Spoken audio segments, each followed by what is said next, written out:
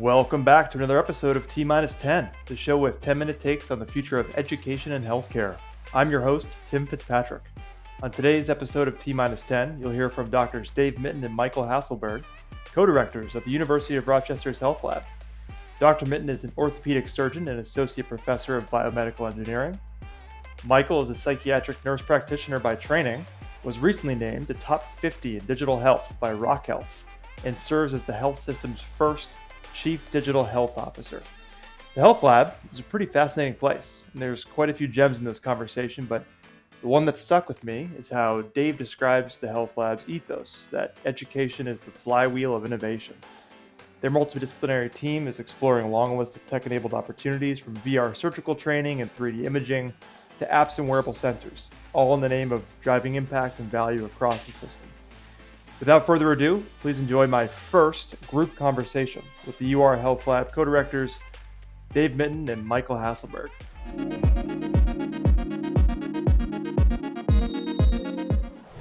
All right, I am excited. This is my first time doing a group talk. Michael, Dave, really good to have you on. Thank you for joining me on T-10. Thanks for having us, Tim. Yeah, Super excited. Great to be here, Tim. Awesome. Well, I want to make sure that we do this justice, and by that I mean we have a lot of ground to cover. So first thing first, I want to make sure we talk about Rochester, where the two of you work, kind of what your roles are, and kind of give people an idea of who you are. And it's been a while since we connected, and there's a ton that in the past you've told me about that you've worked on in the field of education. Innovation, how you think about professional development. But please, if you would, just kind of give us an idea, Dave, first, and then Michael, what you do, what you're in your day job up at Rochester. Yeah, well, the University of Rochester is this great place. And probably the thing we're most famous for is the biopsychosocial model of medicine. It came out from a guy named Engel, Dr. Engel, in the 70s, published in Science. And we're really famous for looking at the whole patient and looking, biologic, the psychological, and social, really looking at people as a meteorological event and a combination of those three. And the Health Lab and Michael and I come out of that ethos, really trying to change healthcare, looking at everything and not just looking at the broken spring, let's say. We're looking at it as a patient as a complex interplay. We now kind of talk about social determinants and those things that really go back to our history and how we were trained. That's how I started out as a physician. I worked with a guy named John Romano, who's one of the fathers of that biopsychosocial model. And the Health Lab is really the simplest way to put it. We're trying to make that framework of the biopsychosocial framework into an actual scientific model, really putting scientific value and predictability behind those concepts. It's gotten to be quite popular, and we're pretty proud to be maybe the institution that started that all off. Amazing history. I love it, Dave. I'll definitely come back to you with a question on how you think about that in an application with training. But thank you. Awesome. Michael. Oh, thanks, Tim. So Michael Hasselberg, first and foremost, I'm a nurse, very, very proud of my nursing background, and went on, got a nurse practitioner degree and then a PhD after that.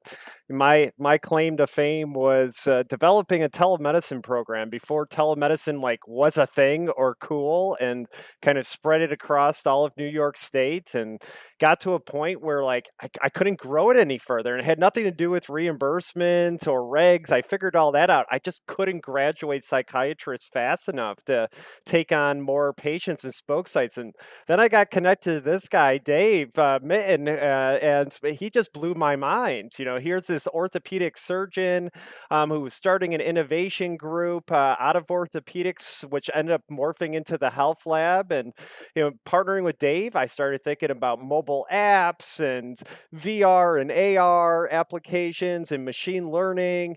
Over time, really partnered with Dave to grow the Health Lab across our whole university. And then this thing called COVID hit all of us, and our health system, like most health systems in the country, we did not have a digital health strategy. And our CEO tapped me on the shoulder and asked if I could help work with others to develop that strategy. And so now in my current role, I serve as the Chief Digital Health Officer for the University of Rochester, and really kind of get to think about long-term digital transformation strategy, and then continue to spend time with Dave on really the innovation side of the house. Well, it must be a lot of fun, and I know that I definitely want to dive into the health lab and kind of where Dave, maybe a bit of your personality and your way of collecting skills over the years led to kind of the formation of how you think about multidisciplinary collaboration, in generally speaking, as the health lab and kind of its ethos and mission. But maybe we can start with Dave, an example of where you, and I know you think about professional development within orthopedics. Maybe let's start to weave in where education, thinking about training, where are you seeing applications of having to think a little differently in those contexts? Yeah, so I did two residencies. I'm an orthopedic surgeon and a plastic surgeon. And they're really technique-based specialties. And teaching techniques needs sort of immediate feedback. It's a different way of learning, and learning those skills are taught differently. We're seeing really two main areas of change in orthopedics. One is simulation. We have a lot of technical simulators with haptic feedback and the technology using VR to train residents to develop that three-dimensional space ability, and also being able to disassociate where you're looking in your hand motion. And that has been a huge change, and that's given us sort of a new way to grade performance. We've really never had a way to grade how good of a surgeon you are. We can now do that, and that is completely changing the way we train our residents. We have a huge simulation lab, most places do now. And now you're starting to see this idea of, well, once you reach competency with scoping a knee or doing a arthroscopy of a knee, how many more do you need to do in a residency? And maybe we should be more on a proficiency-based training schedule than a time-based schedule. We think that there's probably a lot of time wasted during residency redoing things that are not really beneficial to the learner. And so we're really seeing a push now towards these really cool technologies around grading performance, and then maybe doing education based off of that. Amazing. And how has that adjusted? Are you kind of still in the stage of seeing where the data lie and pushing towards the proficiency side, or have you made any determinations on shortening or lengthening or diving in further in certain segments of the training piece, or how has the tech kind of enabled you to think about that? Tim, there's no question it needs to be shortened. We waste a lot of time. Residencies are far too long for most individuals, and it's an expensive process and it is way too long. So I think we're really going to start seeing a push as we get the ability to sort of model performance and actually predict and understand how the residents learn. We're going to find that we're spending way too much time doing the same thing over and over, that it's not really beneficial.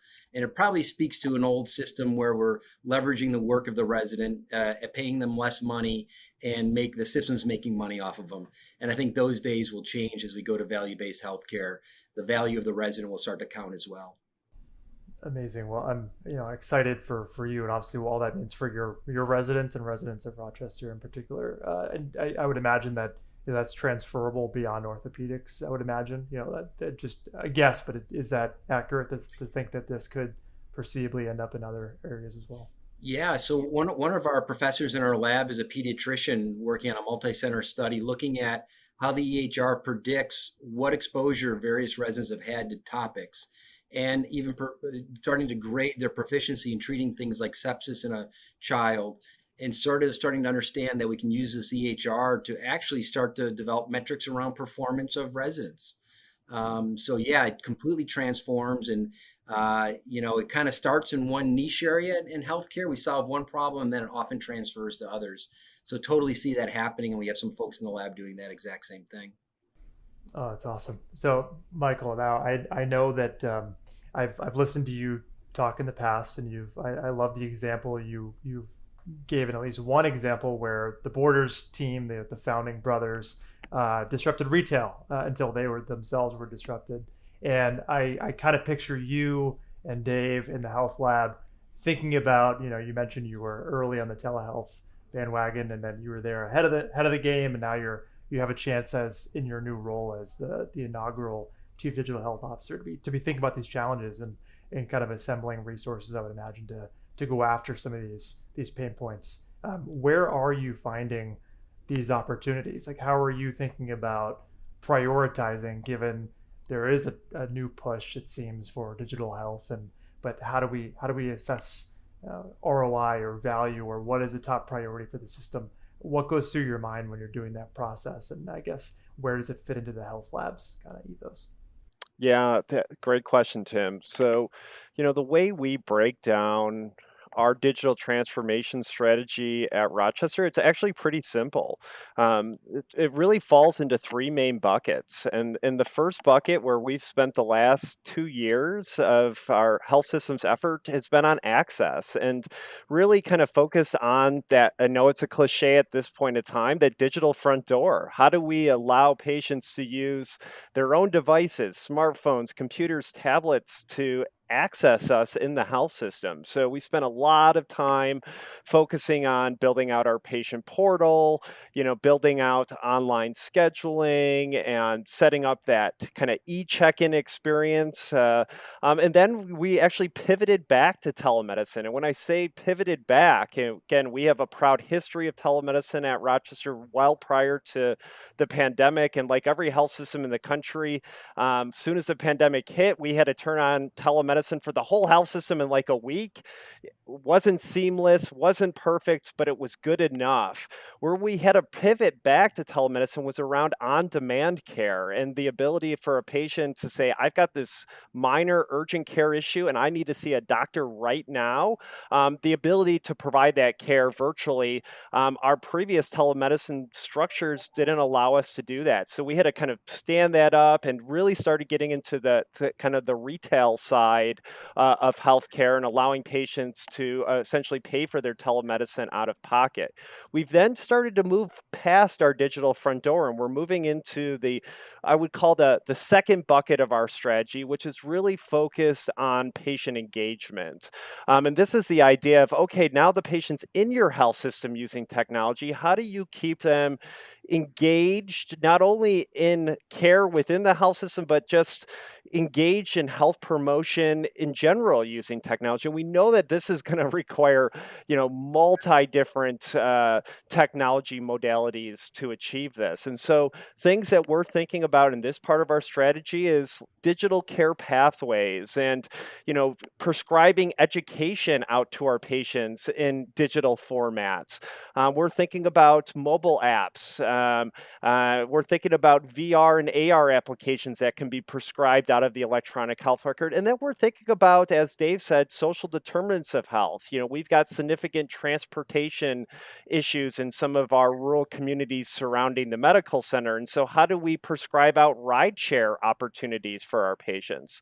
Now, the really kind of key thing to our strategy is very similar to what Borders was doing when they were disrupting retail, and then when they got disrupted by Amazon. And it really then kind of falls to the data behind all of these technologies. So the last part of our strategy is what we define as value. And that is, really allowing our health system to move to value-based care and developing what we call a smart health system. So now, how do you leverage all of this new data that you're collecting from the digital front door, from digital patient engagement? How do you aggregate it in one place into an enterprise data warehouse? And then how do you get to use all those kind of cool machine learning and artificial intelligent algorithms to essentially match the right patient to the right provider at the right time and in the right place? And so in parallel to our digital transformation strategy, we have an enterprise data warehouse strategy, and we're breaking down all of our data silos. We're putting the data in one place. We're pulling in all of this new data on patients we've never collected before. And our hope is in a couple of years from now, we can leverage our data scientists at our university to develop our own Amazon recommendation algorithm, but for healthcare.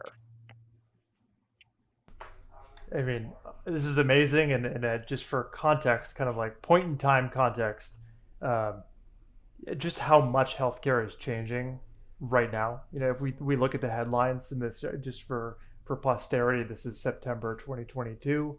If you look at any of the headlines in the last month and the next month, we can feel people talking about little aspects of what you just laid out, but seeing that there's a comprehensive strategy and that people like yourselves are kind of working on it and thinking years in the future. And I would point out that Rochester is unique in the sense that you're your own health system, your own insurer, largest employer in the region. Like you actually have ways of tackling this that most people just aren't really thinking about.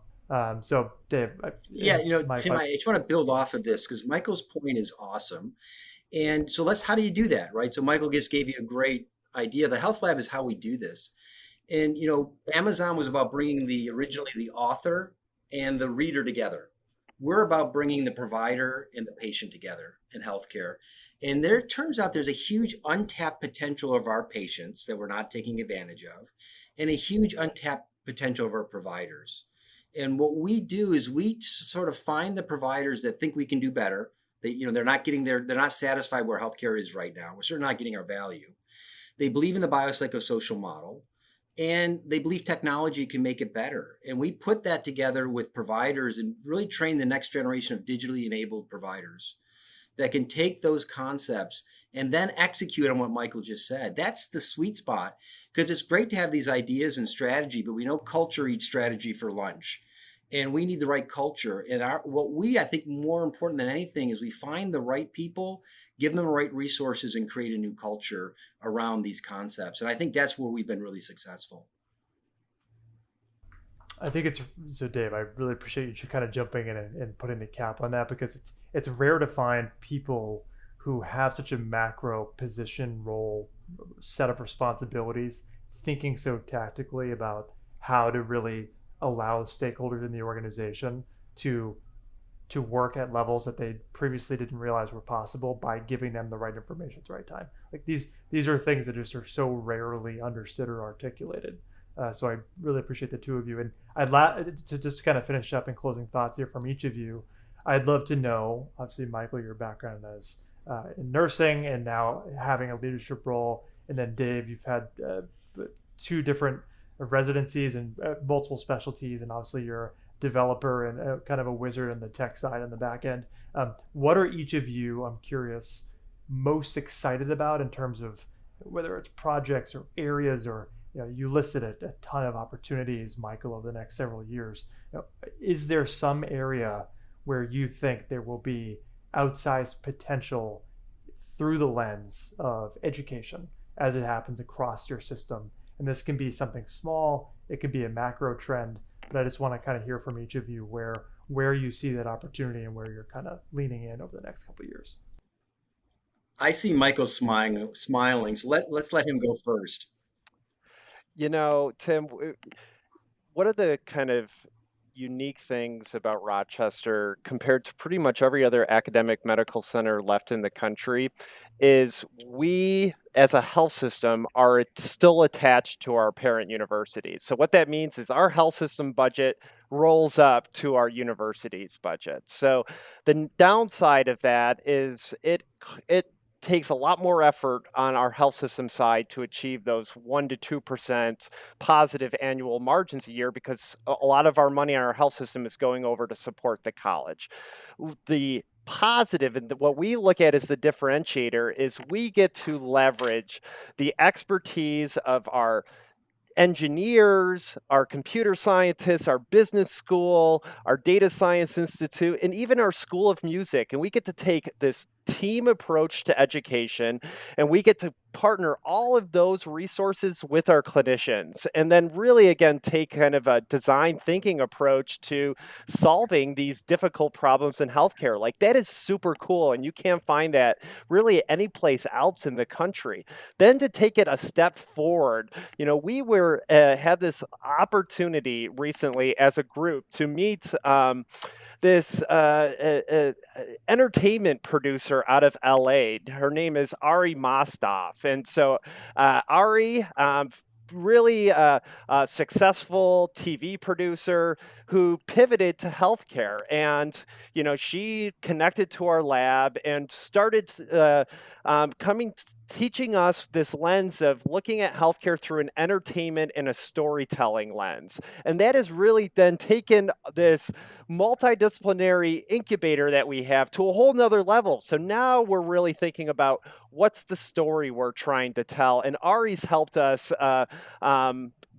learn that, which is, I think, the really exciting part going forward is going to be storytelling in healthcare and making kind of that bridge of the humanities to the kind of STEM science side of what we do. Dave, your Yeah, take? well, okay, I'll build off of that. I'll take that and run. So, Tim, let's bring it back to why we're here today, what we're talking about education. We have a saying, education is the flywheel of innovation. And we are all learners in our lab. And doesn't matter if you're a high school student, college student, we have everybody from all levels. And what we find is when you take people and put them to a meaningful task and getting to use their potentials, it's the best thing. And probably our best KPI is retention. There are many faculty that are still at the university because they get to work with us, learn new skills, and to get to do what they wanted to do and make healthcare better. And, education is the driver, and we are desperately trying to figure out new methods for education. And as Michael said, a lot of times it's storytelling. And we think there's a contagion in our system right now. The story being told about healthcare by some sides of the political landscape maybe aren't telling the true story. And we have to fix that contagion and tell, we're science-based, evidence-based, and we got to get back to that original story. And that's through education. So, we're thrilled to be part of a podcast thinking about education. We think about it all the time. And it is literally the energy that gets us going in the morning. So thanks for inviting us. This is, I mean, what a note to go out on. What is the story we're telling? Education is the flywheel of innovation. No better home for this conversation than T-10. I can't thank the two of you enough for coming on, for joining me, for sharing what you're working on. And obviously, I wish you the very best. I'm so excited to follow your progress over the next few years. And thank you again for coming on the show. Thank you, Tim. Yeah, thanks, Tim. Real pleasure.